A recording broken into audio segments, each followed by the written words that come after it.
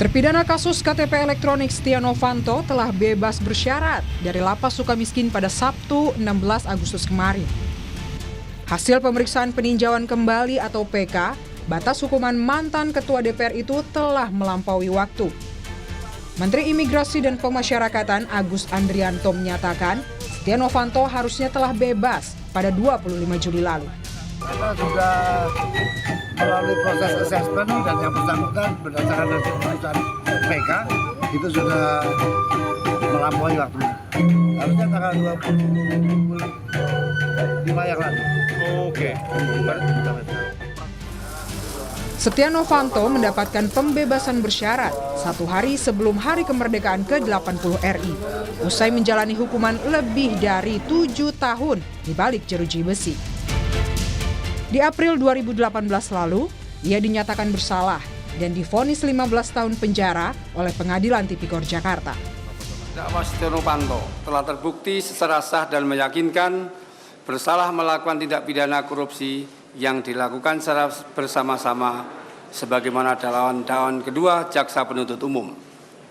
Menjatuhkan pidana oleh karena itu kepada terdakwa Setia Novanto dengan pidana penjara selama 15 tahun. Dan pidana denda sebesar 500 juta rupiah. Vonis itu bukanlah akhir dari perjalanan hukum Setia Novanto, melainkan awal dari proses baru yang berujung pengurangan hukuman berupa remisi. Jalan menuju kebebasan bersyarat Setia Novanto semakin terbuka saat pengajuan peninjauan kembali dikabulkan Mahkamah Agung pada 2021. Dengan demikian, maka permohonan PK dari pemohon PK ini haruslah diterima dan membatalkan putusan perkara nomor 130/2017 dan sudah sepatutnya pemohon PK dibebaskan dari segala bentuk dakwaan. Pada September 2021, Mahkamah Agung mengabulkan permohonan peninjauan kembali yang memotong hukuman menjadi 12 tahun 6 bulan. Serangkaian remisi juga diterima Setia Novanto sejak tahun 2023. Pada Lebaran 2023, Setia Novanto menerima pengurangan masa tahanan sebanyak 1 bulan. Lalu pada 17 Agustus 2023, ia kembali mendapat remisi sebanyak 3 bulan masa tahanan. Di Lebaran 2024, Setia Novanto juga mendapat 1 bulan remisi dan pada 17 Agustus di tahun yang sama diperkirakan menerima potongan hukuman antara 1 hingga 6 bulan. Begitu juga pada Lebaran 2025, potongan hukuman terhadap Setia Novanto berkisar 15 hari hingga 2 bulan. Jauh sebelum vonisnya terkikis, perjuangan untuk membawa Setia Novanto ke meja hijau adalah sebuah drama tersendiri. Gejolak penyidikan KPK pun sempat terjadi di tahun 2017. Setia Novanto bahkan sempat terlibat dalam insiden kecelakaan mobil yang menabrak tiang listrik. Saat sidang perdana kasus IKTP dimulai Desember 2017, ia kerap mengaku sakit dan menghindar dari pertanyaan hakim. Dan puncaknya, pada April 2018, pengadilan memutuskan Setia terbukti korupsi IKTP dan menjatuhkan hukuman 15 tahun penjara. Meski sekarang telah dibebaskan dari penjara, status Setia Novanto saat ini masih dalam masa pembebasan bersyarat. Ada wajib lapor ada. Itu sampai kapan Pak dia wajib lapornya? Itu sampai 2029. Ya, yang pasti akan dicabut. Nah, itu kok menurut ketentuan daripada permennya akan undang-undangnya akan dicabut.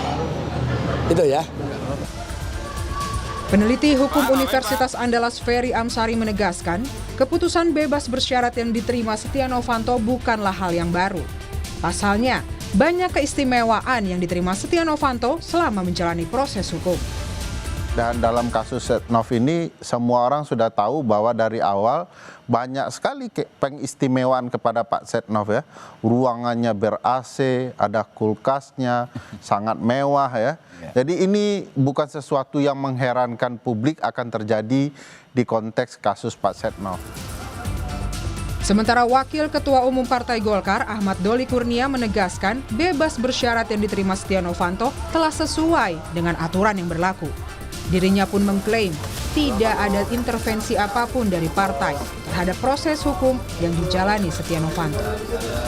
Ya, terhadap putusan ini ya kita melihatnya bahwa ini memang ada dan sesuai dengan apa yang sudah diatur dalam peraturan perundangan kita, semua prosedur, mekanisme dan segala macam.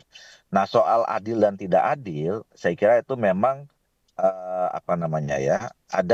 ada ruang diskusinya sendiri.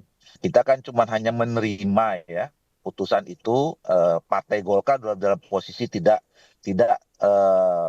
kemudian ikut campur mengurusi supaya dipercepat atau diterima atau diremisi dan segala macam gitu ya. Selama masa kurungan, Setia Novanto juga dihadapi dengan sejumlah polemik. Salah satunya adalah dugaan sel mewah dengan ukuran yang lebih luas dari tahanan lain.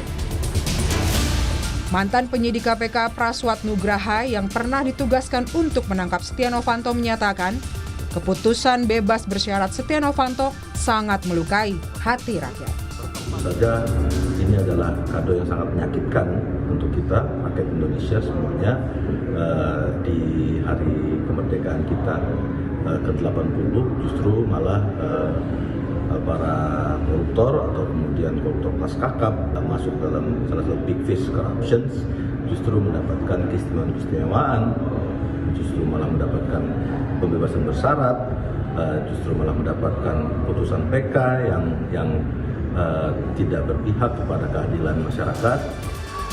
Setia Novanto terseret korupsi KTP elektronik dan disebut berperan mengatur besaran proyek KTP elektronik senilai 5,9 triliun rupiah.